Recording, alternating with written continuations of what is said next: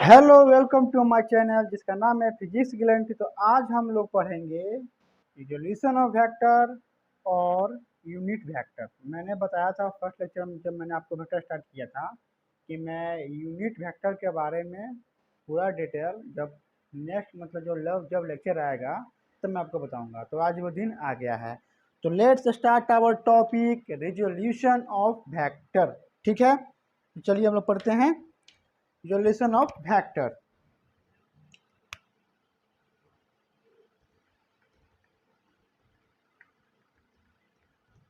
Resolution of vector. ठीक है, अब देखिए जैसे मान लीजिए बता रहा हूँ, जैसे हम लोग पढ़ते थे ए वेक्टर और बी वेक्टर को जोड़ते थे तो हम लोग को आर एक वेक्टर आता था, रिजल्टेंट जो आता था हम लोग को, मतलब ये दोनों को जोड़ने पर हमको आर आता था। मान लीजिए अगर आर दिया रहेगा और हमको ए बी निकालना है तो कैसे करना है, तो यही आया है, मतलब रिजोल्यूशन ऑफ वेक्टर, वेक्टर को तोड़ना है, मतलब आर को जो है वो तोड़ कर हमको ए और बी मालूम करना है कि ए और बी कितना है, इसीलिए नाम पड़ा रिजोल्यूशन ऑफ वेक्टर। मतलब आर से रिजल्टेंट वेक्टर से हम लोग का वेक्टर ए और वेक्टर बी को निकालना है। तो चलिए हम लोग निकालते हैं। ठीक है, इसे देखिए, इसे मान लीजिए ये हमारा वेक्टर है, ये हमारा ए वेक्टर है और ये हमारा बी वेक्टर है। ठीक है, और ये मान लीजिए हमारा आर वेक्टर है। ठीक है, और इससे ये एंगल है मान लीजिए थीटा, थीटा एंगल दिया हुआ है। ठीक है, थीटा एंगल दिया हुआ है, तो देखिए थीटा एंगल दिया हुआ है तो मैं क्या करूँगा, हमको जो है ये बी वेक्टर मालूम करना है। ये हमारा कौन एक्सिस हो गया, एक्स एक्सिस हो गया, और ये वाई एक्सिस हो गया। हो गया, देखिए हमको ये बी वेक्टर मालूम करना है तो क्या करेंगे, मैं इसको यहाँ पर एक परपेंडिकुलर ड्रॉ करता हूँ। ये परपेंडिकुलर ड्रॉ हो गया। ठीक है, इसको मैं मान लेता हूँ, इसको मैं मान लेता हूँ सी डी और ई। ठीक है, तो मैं लिखता हूँ in triangle C D E. ठीक है, in triangle C D E. अब बताइए, मैंने बताया था पप्पू भाई पप्पू हेलो हेलो बोल, ये साइन का था, कॉस का था, तो कॉस थीटा इक्वल टू क्या होगा, बेस बटा हाइपोटेनस, बेस बटा हाइपोटेनस। तो कॉस थीटा, बेस कितना है, बेस क्या है सी ई, सी ई, और हाइपोटेनस क्या है, हाइपोटेनस क्या है, ये हमारा क्या है आर है, आर है ना, है ये हाइपोटेनस आर है ना, है, इसकी मान लीजिए सी डी मान लीजिए। तो कॉस थीटा बेस सी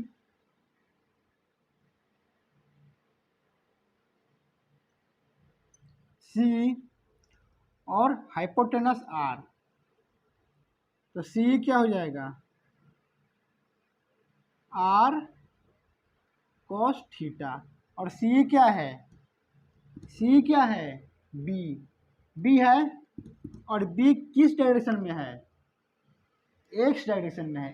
क्या डायरेक्शन में है, तो हो जाएगा B X equal to R cos theta. समझ गए, मतलब कि मैंने बी को तोड़, मैंने आर को तोड़ दिया, B X equal to R cos theta. B किस डायरेक्शन में है, तो एक्स डायरेक्शन में है, तो हम लोग को एक्स डायरेक्शन में जो वेक्टर है उसी का नाम मैग्नीट्यूड मालूम करना है, मैग्नीट्यूड मालूम करना है। तो B X equal to R cos theta. अब आते हैं, निकल गया। अब देखिए, जब देखिए जो हम मैंने आपको बताया था कि जो भी हम लोग का एक्स वाई जेड जो है वो हमेशा एक दूसरे के 90 डिग्री एंगल पर रहता है। जैसे मान लीजिए ये एक्स ई वाई हो गया, ई एक्स हो गया, और ई जेड है, ये सब एक दूसरे के 90 डिग्री एंगल पर होता है, 90 डिग्री एंगल पर। ये जैसे मैं आपको समझाऊं, जैसे ई हो गया, ई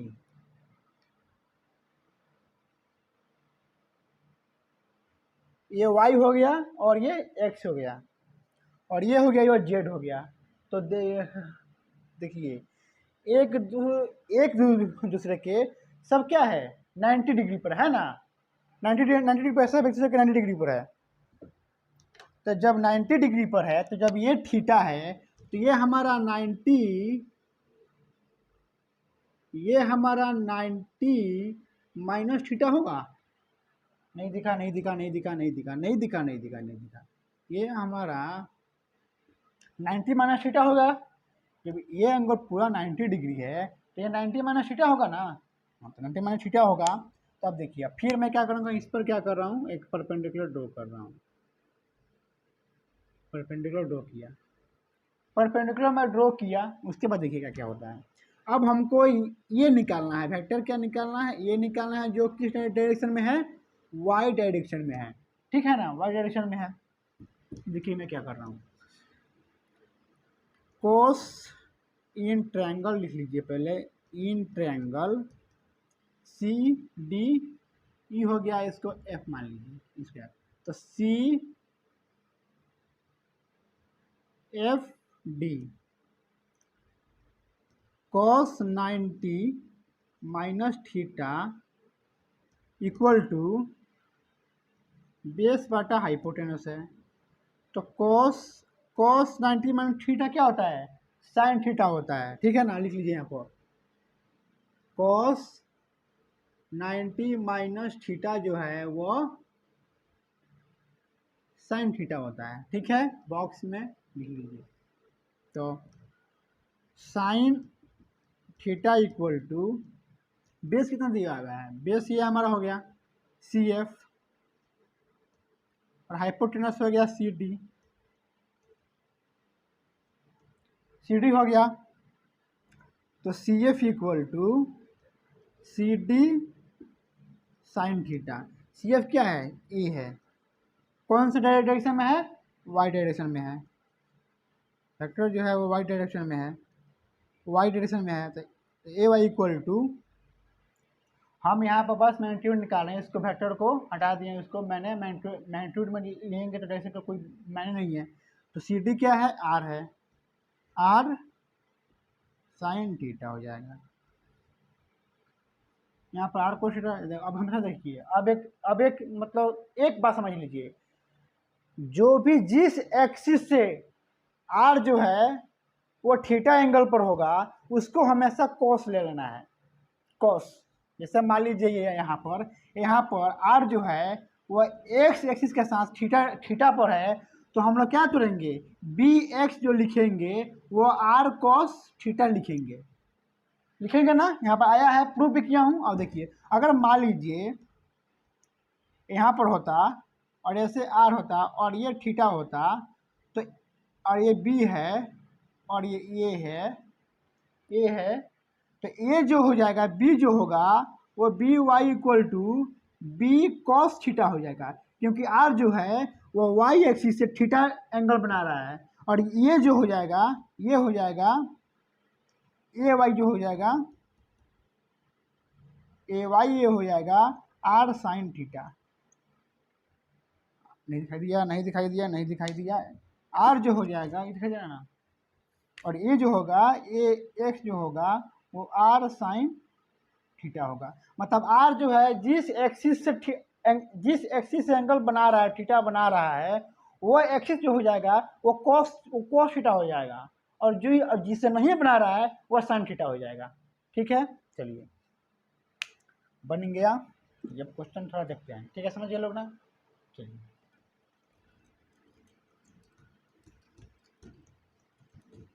क्वेश्चन देखिए, क्वेश्चन देखिए बोल रहा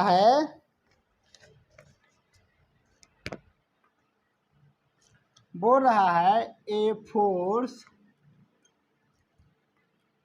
is 4 Newton is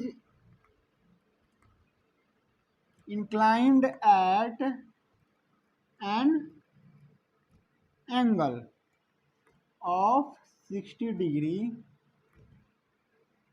from the vertical vertical, ठीक है, vertical find out it's component along horizontal and vertical direction, ठीक है, हॉरिजॉन्टल एंड वर्टिकल डायरेक्शन। देखिए बोल रहा है फोर्स इज 4 न्यूटन और जो वर्टिकल से कितना 60 डिग्री बना रहा है। तो पहले मैं एक साइड पहले ले लेता हूँ, ठीक है, ठीक हो गया। अब देखिए अब बोल रहा है फोर्स जो है और यहाँ पर एक ये फोर्स है, ठीक है, इसको और मान लेता हूँ और ये कितना है 4 न्यूटन है, ठीक। अब बोल रहा वर्टिकल, वर्टिकल क्या होता है, वर्टिकल अर्थ के परपेंडिकुलर, बोर्ड के परपेंडिकुलर जो होगा वो वर्टिकल होगा और हॉरिजॉन्टल जो होता है वो अर्थ के अलोंग जो होगा वो हॉरिजॉन्टल होता है। मतलब बोर्ड के जो अलोंग होगा वो हॉरिजॉन्टल होगा। जैसे बोर्ड पर अगर मैं देखिए बता रहा हूँ, ये जो हो गया नहीं समझ आया, ये जो हो गया वर्टिकल हो गया, ये हमारा क्या हो गया वर्टिकल हो गया, बोर्ड के परपेंडिकुलर हुआ ना, परपेंडिकुलर है ना बोर्ड के, ये लाइन खींच दीजिएगा तो ये परपेंडिकुलर नहीं हो गया, बोर्ड के परपेंडिकुलर है, ये हो गया वर्टिकल।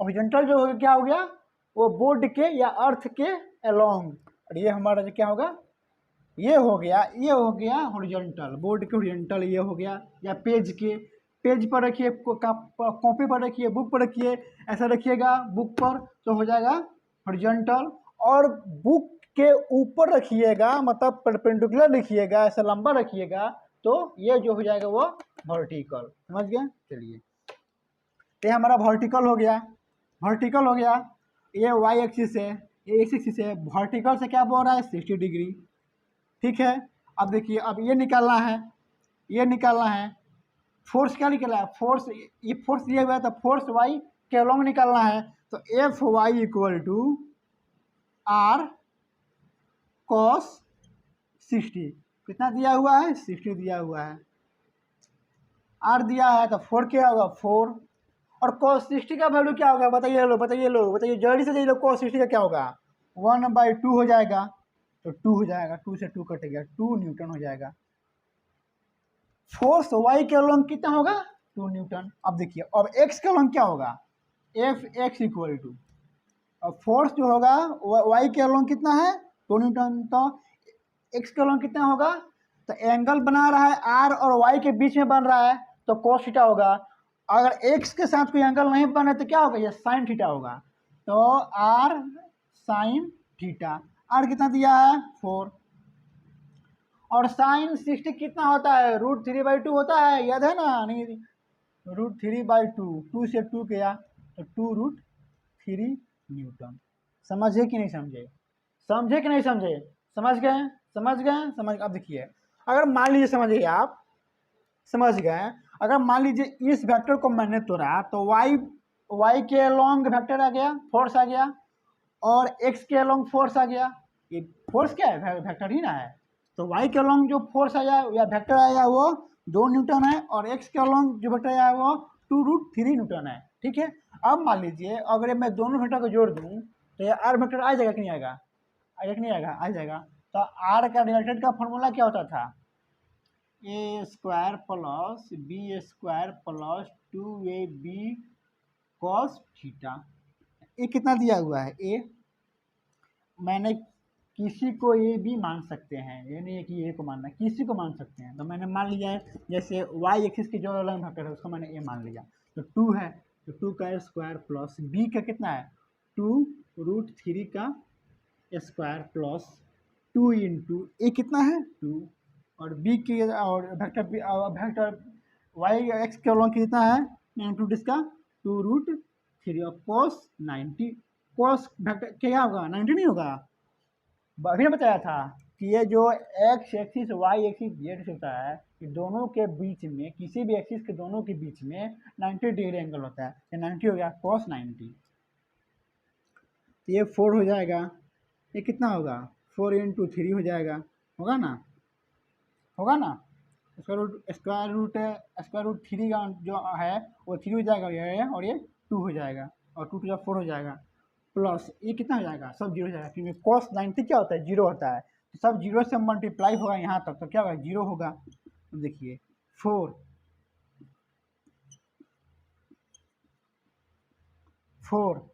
प्लस और 4 × 12 होगा ना, तो आर स्क्वायर इक्वल टू कितना हो जाएगा 16, और आर स्क्वायर है तो आर इक्वल टू 16 का स्क्वायर रूट लीजिएगा 4 होगा 4।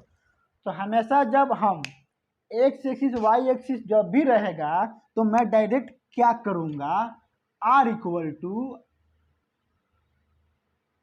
फोर्स किसके अलोंग है, एक्स के है और ये वाई के है, इसको मैं ले लूंगा। यहाँ पर मैं कोस सोर्स को दिखाना कोई जरूरत नहीं है, क्योंकि जब भी मैं एक्सिस के अलोंग रिजल्टेंट निकालूंगा, एक्स एक्सिस वाई एक्सिस, हमेशा दोनों के बीच में 90 डिग्री होता है, तो वह cos 90 होगा तो जीरो हो जाएगा। तो मैं डायरेक्ट क्या करूँगा, R equal to root square root under F square plus Y square को ऐसे में कर लिख लूँगा। ठीक है, समझ गए लोग। चलिए और क्वेश्चन देखते हैं।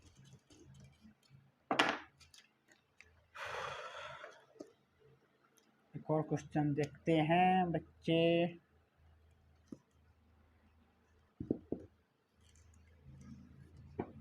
एक और क्वेश्चन है, a force is inclined at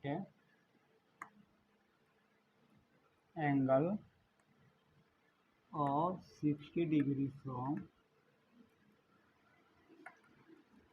the horizontal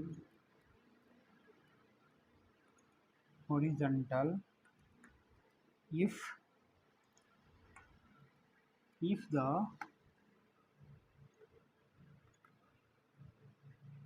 the horizontal component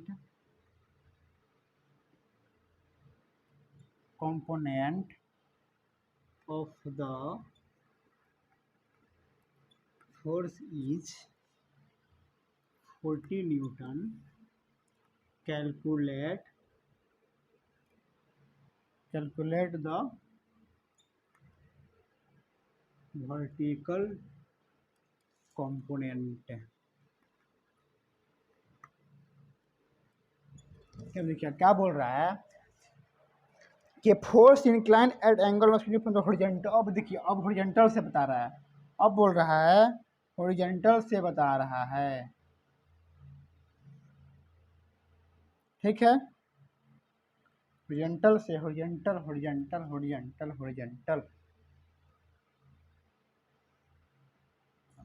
ये y हो गया और ये x हो गया। A force is inclined from the horizontal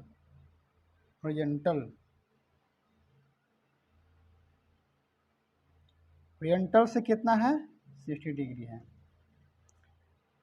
60 degree है। If the horizontal component of force is 40 Newton, if the horizontal component of force is 40 Newton, ये जो है मान फोर्स x के अलोंग जो है वो क्या है,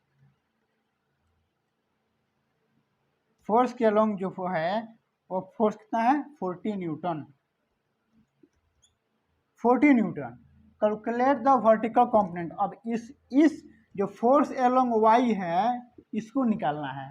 तो इसको निकालने के लिए जब ये थीटा है, थीटा दिया हुआ है एक्स एक्सिस के, तो एफ वाई क्या होगा, और ये रिजल्टेंट है मान लीजिए तो आर साइन थीटा होगा। एफ वाई निकालना है, साइन थीटा है, साइन थीटा तो 60 हो जाएगा। ये cos 60 है क्योंकि x के साथ ये एंगल बना रहा है, तो ये cos हो जाएगा और ये ऊपर साइन हो जाएगा। लेकिन r हमको निकालना है, r आ जाएगा तो फोर्स एलोंग y एक्सिस आ जाएगा, तो हमको निकालना है एफ एक्स। तो एफ एक्स का क्या निकालना था, अगर मान लीजिए हमको अगर रिजल्टेंट अगर दिया होता था, रिजल्टेंट दिया हुआ है, तो हम क्या करते थे, एक्स के एलोंग का हम लोग निकालना है कॉम्पोनेंट, तो कैसे निकालते थे लोग, F X equal to R cos theta, ऐसे नहीं निकालते थे लोग।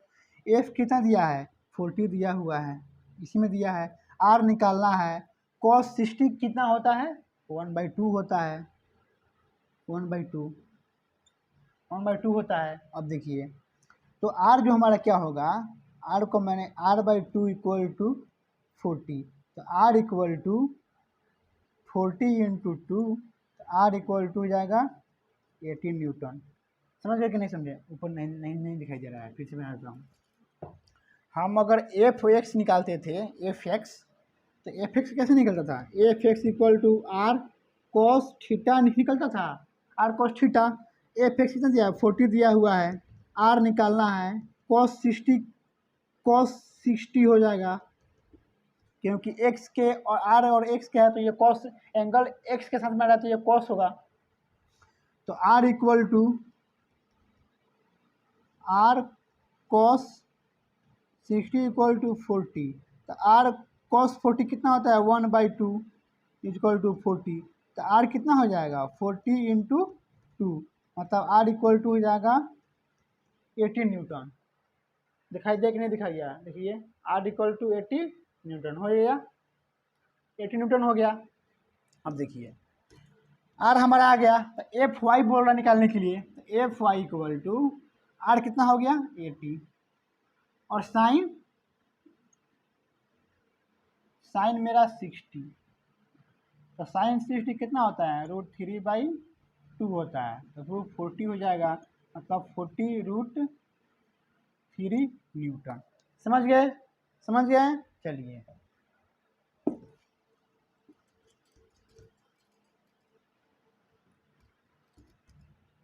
हो गया, समझ गए? चलिए रिजल्टेंट भी निकालने के लिए क्या है, A square plus B square plus 2ab cos theta, ये हमेशा रिजल्टेंट का हमेशा याद रखना है, 2 बटे दिया रहेगा, उसका रिजल्टेंट जो होगा वो A square plus B square plus 2ab cos theta हमेशा याद रखना है। चलिए अब आता हूँ मैं, जैसे मान लीजिए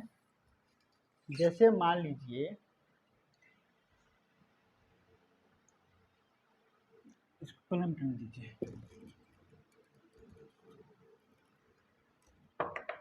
जैसे मान लीजिए रेक्टेंगुलर, हटाइए इसको हटाइए, देखिए जैसे मैंने यहाँ पर निकाला था, ये हमारा आर था और ये था और ये बी था, तो मैंने इसका फॉर्मूला निकाला था, बताया था आपको, A square plus B square plus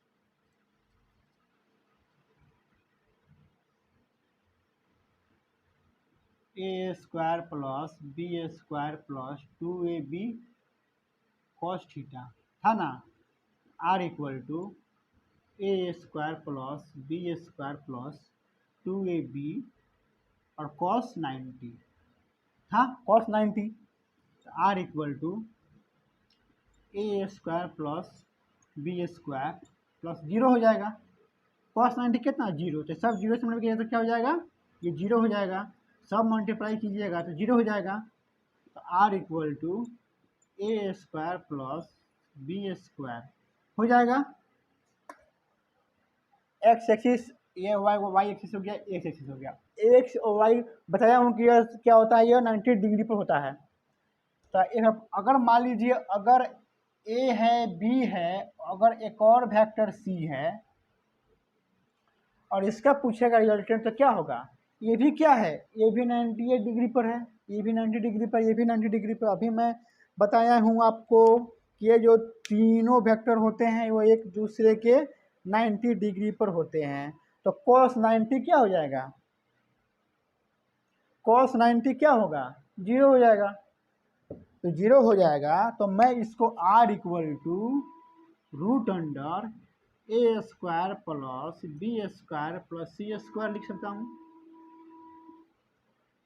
note कीजिएगा लोग, R equal to A square plus B square plus C square लिख सकता हूँ, सी स्क्वायर, ठीक है ना। अब देखिए मान लीजिए आर जो है इसके साथ अल्फा बना रहा है, आर जो है वाई के साथ बीटा बना रहा है, ठीक है। आर जो है इसके साथ मान लीजिए गामा बना रहा है, तो क्या होगा, जब सबके साथ एंगल बना रहा है, अल्फा बना रहा है, बीटा बना रहा है, गामा बना रहा है, मतलब थीटा, मतलब थीटा है ना, थीटा मतलब क्या है, अल्फा एंगल ही ना बना रहा है, थीटा नाम न देगा थीटा, इसको भी मैंने नाम दे दिया, अल्फा दे दिया, गामा दे दिया। वहाँ पर भी मैं थीटा के जगह पर भी अल्फा गामा लिख सकता था, लेकिन मैंने थीटा लिखा। यहाँ पर मैं गामा बीटा और अल्फा इसे लिख रहा हूँ कि तीनों एंगल बना रहा है, तो तीनों के लिए अलग अलग नाम देना पड़ेगा। तो मैंने अल्फा बीटा गामा नाम दे दिया। यहाँ पर थीटा देता तो मैं थीटा थीटा थीटा तीनों नाम मैं दे सकता हूँ, लेकिन थीटा तीनों हो जाएगा तो क्या हो जाएगा, उल्टा पुल्टा हो जाएगा, कौन थीटा किसका है समझ में नहीं आएगा तुम लोग को। तो मैंने अल्फा बीटा गामा नाम दे दिया। तो देखिए अल्फा बीटा मैंने जब गामा दे दिया तो मैं इसको क्या करूँ, B X equal to R cos alpha लिख सकता हूँ। उसी प्रकार तो B X equal to B जो है फोर्स है वो एक्स के अलोंग है, एक्स के अलोंग बी जो फोर्स है वो एक्स के अलोंग है, वो आर कोस अल्फा हो जाएगा। उसी प्रकार वाई में देखिए तो A Y equal to R cos beta हो जाएगा, होगा ना। उसी प्रकार सी जेड हो जाएगा आर कोस गामा हो जाएगा, क्योंकि जब एंगल इसके साथ बना रहा है तो कॉस होगा। अगर इसे पता नहीं है तो ड्रॉ करके देख लीजिए। इसको मैंने परपेंडिकुलर ड्रॉ किया तो cos equal to cos alpha क्या होगा, पप्पू भाई याद कीजिए, मैं आपको हटा दूंगा, पप्पू भाई पप्पू हेलो हेलो बोल, कॉस बेस बटा हाइपोटेनस, बेस कितना है बी है, हाइपोटेनस कितना है आर है, तो कॉस अल्फा क्या हो जाएगा, तो बी क्या हो जाएगा, बी आर कॉस अल्फा हो जाएगा। मैं वही कहूँ बी को बी जो है आर कॉस अल्फा, समझ गए। इसको परपेंडिकुलर ले लीजिएगा, जिस तरह मैंने फर्स्ट में बताया था उसी तरह फिर यहाँ पर परपेंडिकुलर ले लीजिएगा। तो ये कॉस बीटा, तो कॉस बीटा क्या हो जाएगा, आर कॉस बीटा हो जाएगा। उसी प्रकार सी जेड के परपेंडिकुलर अगर आप ले लेते हैं परपेंडिकुलर, यहाँ पर आ रहा है मैंने जेड क्या है, जेड यहाँ पर है, तो इसे ले लीजिएगा तो यह हो जाएगा आपको हाइपोटेनस हो जाएगा, तो आर कॉस गामा हो जाएगा, समझ गए गामा हो जाएगा। तो मैं मान लीजिए इधर में क्या कर रहा हूँ, अगर मुझे कॉस अल्फा निकालना है तो क्या हो जाएगा, बी एक्स बटा आर हो जाएगा, होगा कि नहीं होगा, बी एक्स बटा आर। उसी प्रकार कॉस अगर बीटा निकालना पड़ेगा तो ए वाई बटा आर हो जाएगा, और कॉस गामा निकालना है तो सी जेड बाई आर हो जाएगा, होगा कि नहीं होगा। तो ठीक देखिए, आप नोट कीजिए, इसको जल्दी से नोट कीजिए, देखिए। तो मैं बता रहा हूँ कि R cos alpha beta gamma, इन तरीक़ों से हम लोग भी कोस निकाल सकते हैं। इसको हमेशा याद रखिए लगा लो, इसको याद रखिए लो, ठीक है। चलिए हो गया। चलिए अब हम लोग पढ़ते हैं यूनिट वेक्टर। यूनिट वेक्टर पढ़ते हैं। आप देखिए यूनिट वेक्टर का मैग्नीट्यूड, देखिए यूनिट वेक्टर क्या होता है, इसका मैग्नीट्यूड जो होता है वो 1 होता है, और ये क्या करता है, गिव्स डायरेक्शन, ठीक है। अब देखिए जैसे मान लीजिए कोई वेक्टर है, जैसे वेक्टर मान लीजिए वेलोसिटी है, वेलोसिटी है, इधर बता रहा हूँ, जैसे वेलोसिटी है मान लीजिए 10 मीटर पर सेकेंड नॉर्थ, तो ये 10 मीटर क्या हो गया, मैग्नीट्यूड हो गया, और जो नॉर्थ जो है वो क्या हो गया, डायरेक्शन हो गया, होगा ना। तो वेक्टर जो है इसमें मैग्नीट्यूड और डायरेक्शन होता है, कोफिशिएंट होता है, दोनों क्या है मल्टीप्लाई ना हुआ इसमें, मैग्नीट्यूड इनटू डायरेक्शन। तो वेक्टर मान लीजिए ए है equal to magnitude into direction, हो गया, हो गया। और डायरेक्शन कौन देता है? यूनिट वेक्टर देता है ना, प्रोवाइड डायरेक्शन मतलब यूनिट वेक्टर। देखिए ए इक्वल टू मैग्नीट्यूड हो गया, मैग्नीट्यूड मतलब वेक्टर ए का मैग्नीट्यूड, वेक्टर ए का ना मैग्नीट्यूड है यह। तो मैग्नीट्यूड दिखाने के लिए क्या क्या करते हैं, वेक्टर में मोड ले लेते हैं इनटू, और डायरेक्शन क्या क्या डायरेक्शन बताइए बताइए, क्या डायरेक्शन होगा? Unit vector. और यूनिट वेक्टर का साइन क्या होता है? एक कैप। समझ गए लोग? डायरेक्शन होता है और वेक्टर, यूनिट वेक्टर का साइन क्या होता है? एक कैप। मतलब वेक्टर पर उस पर कैप लगा दीजिए तो वो यूनिट वेक्टर बन जाएगा। ठीक है यार, अब हमको और क्या निकालना है? यूनिट वेक्टर निकालना है। यूनिट वेक्टर का हो जाएगा वेक्टर और इसका मैग्नीट्यूड।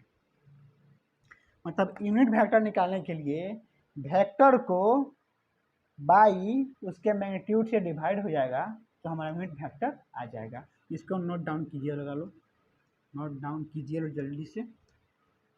हो गया? हो गया? समझ गए लोग? चलिए रॉक कर रहा हूँ, जल्दी जल्दी। हो गया? चलिए अब देखिए, एक है ऑर्थोगोनल यूनिट वेक्टर, ये क्या होता है ये देख लेते हैं लोग। ऑर्थोगोनल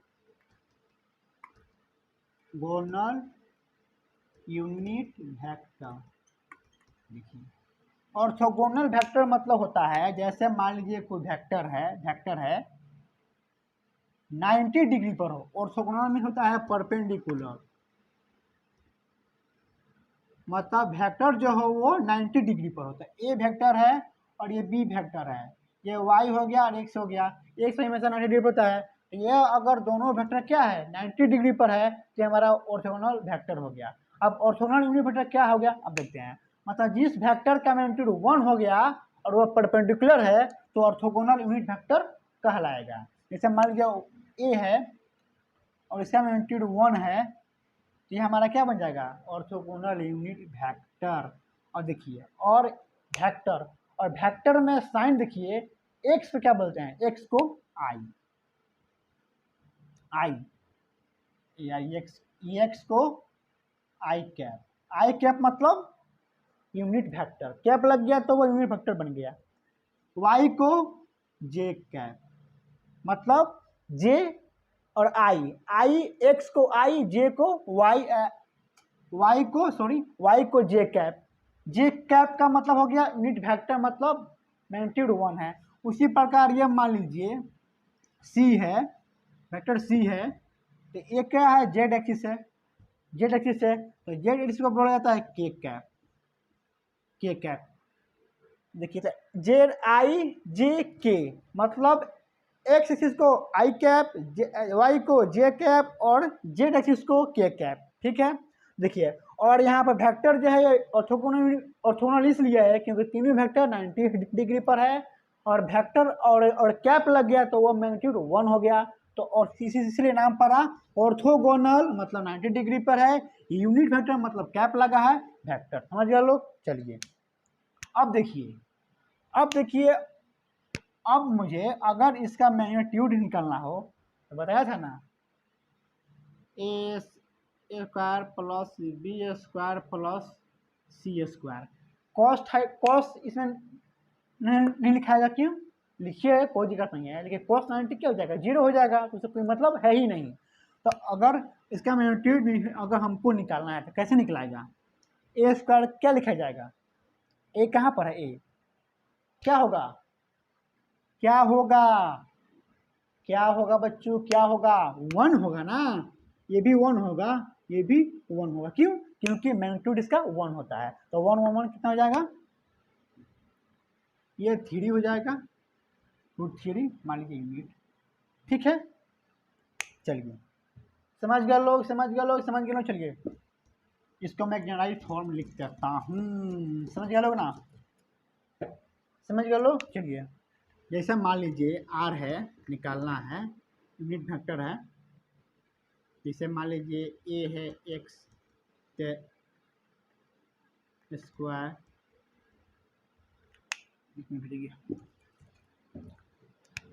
जैसे आर इक्वल टू है, और मान लीजिए ए एक्स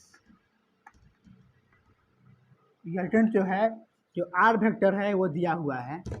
फिर बी वाई मान लीजिए जे कैप प्लस सी वाई सी जेड के कैप, मतलब ए एक्स क्या है, मैग्नीट्यूड हो गया, और आई क्या है, कैप लग गया तो वेक्टर का साइन है, वेक्टर का डायरेक्शन है।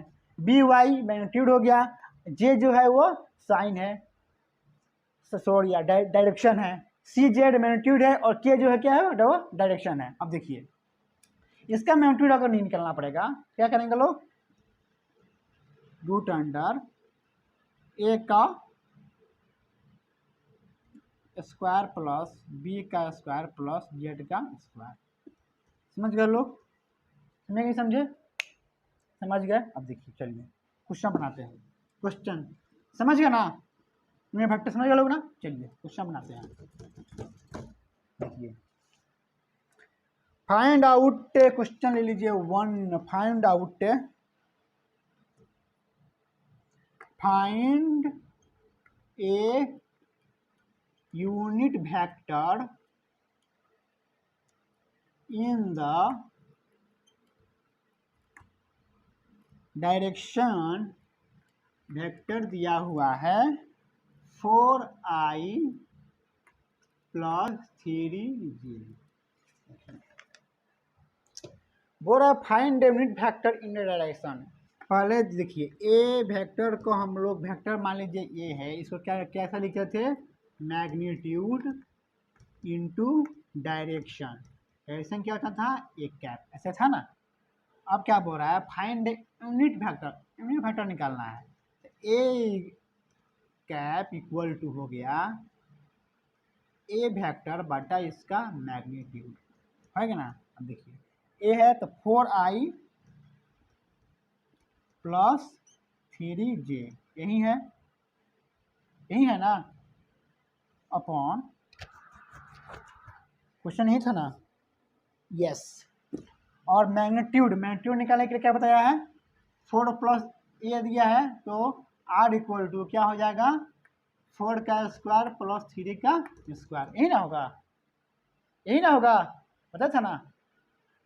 तो ये हो जाएगा 16 प्लस 9 मतलब 25, मतलब 5 हो जाएगा 5, तो इसको मतलब लिखिए 5, तो 4i by 5 plus 3j vector by 5 हो गया। समझे लोग, समझे, चलिए बहुत ईजी है। मैंने 2 डिग्री निकालने के लिए बताया था ना, ए स्क्वायर करना है B square plus C square, बताया था ना।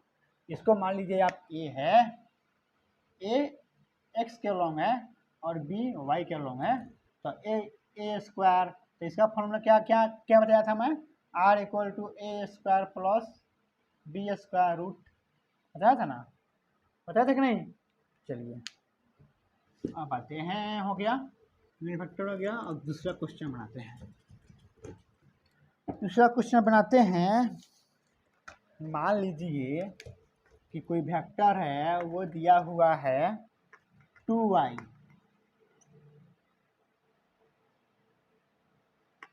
फोर जे प्लस 3k, फिर बी वेक्टर दिया हुआ है, दिखाई दे रहा है ना, दिखाई नहीं दे रहा है, चेंज करते हैं, लिंक खत्म हो गया है, इसमें दूसरा दिखाते हैं। बी दिया हुआ है 3i प्लस 2j माइनस के कैप, फिर सी वेक्टर दिया हुआ है 2i 4j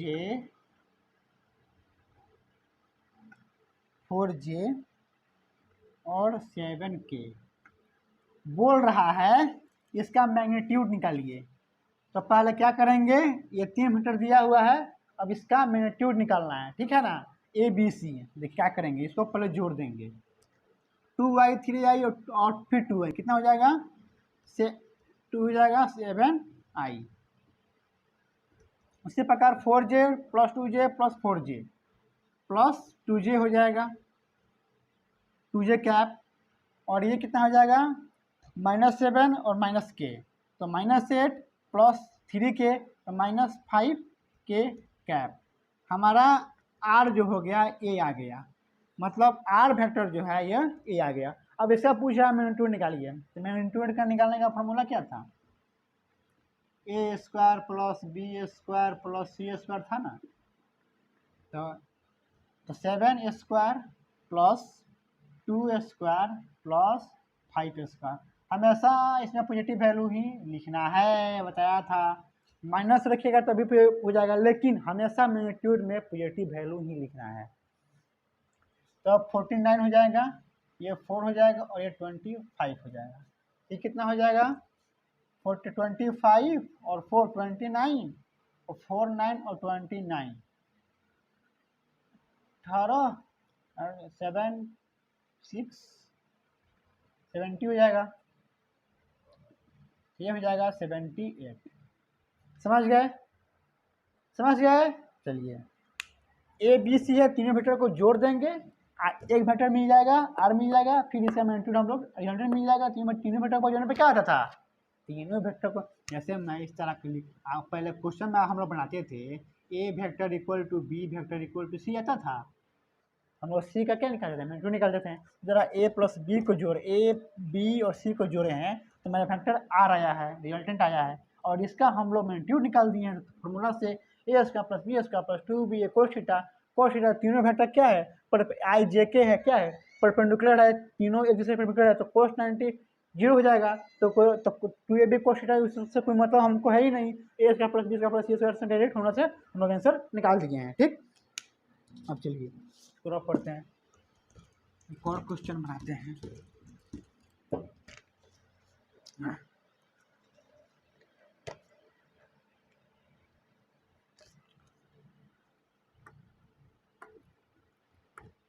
find a unit vector in direction of, ये मान लीजिए है डायरेक्शन निकालना है, मैंने यूनिट वेक्टर निकालना है किस डायरेक्शन में, i cap plus j cap b i cap minus j cap c i cap plus j cap plus k cap. ठीक है, फाइंड यूनिट वेक्टर का निकालने का फॉर्मूला क्या था, फॉर्मूला क्या था, वेक्टर था ना।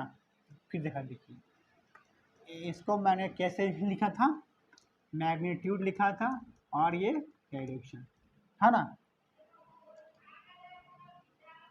हो गया। और ए यूनिट वेक्टर जो था इसको लिखे थे ए वेक्टर और इसका मैग्नीट्यूड। ठीक है, अब क्या बोल रहा है, यूनिट वेक्टर निकालने डायरेक्शन ऑफ, इतना तो वेक्टर दिया हुआ है, तो ये वेक्टर है, तो I cap plus J cap by इसका मैग्नीट्यूड कैसे निकलेगा, 1 + 1 है ना, है। देखिए जैसे मान लीजिए वेक्टर दिया हुआ है, वेक्टर है आई कैप प्लस जे कैप, 1 + 1 1 है ना, हुआ 1 + 1 1 है और यह 1 है, तो इसका रिजल्टेंट कैसे नहीं निकलेगा, 1² + 1² इक्वल टू 2 हो जाएगा, होगा कि नहीं होगा। अच्छा ये जो है x के अलोंग है और ये y के अलोंग है, मैग्नीट्यूड इसका 1 है, मैग्नीट्यूड 1 है, तो रिजल्टेंट कैसे निकलेगा, रूट इसका r equal to a² + b² + 2ab cos theta. यहाँ पर दो वेक्टर है, एक x के अलोंग है और एक y के अलोंग है, यूनिट वेक्टर में मैग्नीट्यूड 1 होता है, तो वो r equal to a² + b² + 2ab cos theta का फॉर्मूला लग जाएगा, तो √2 आ जाएगा, √2।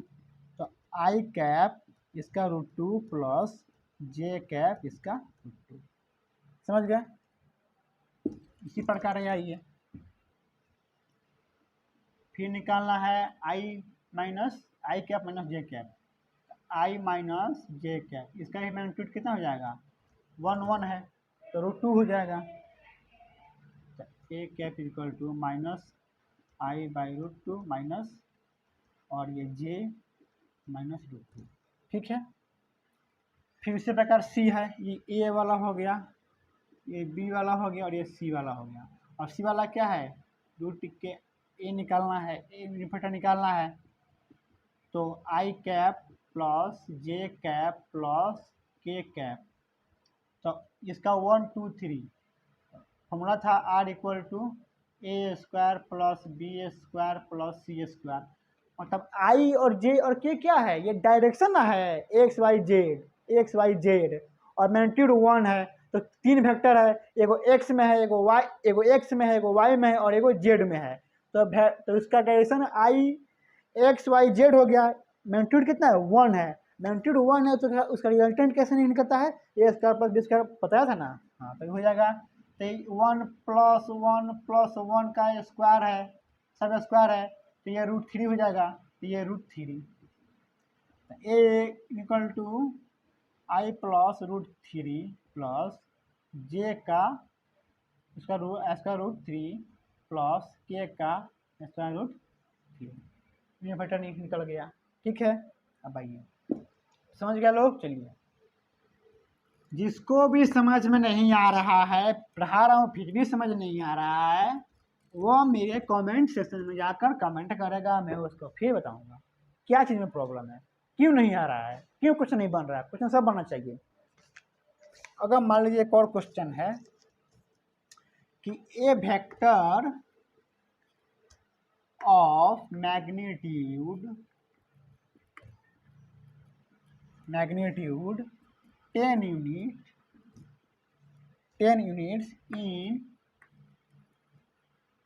in direction of 3i plus 4j each है। अब देखिए, ए वेक्टर ऑफ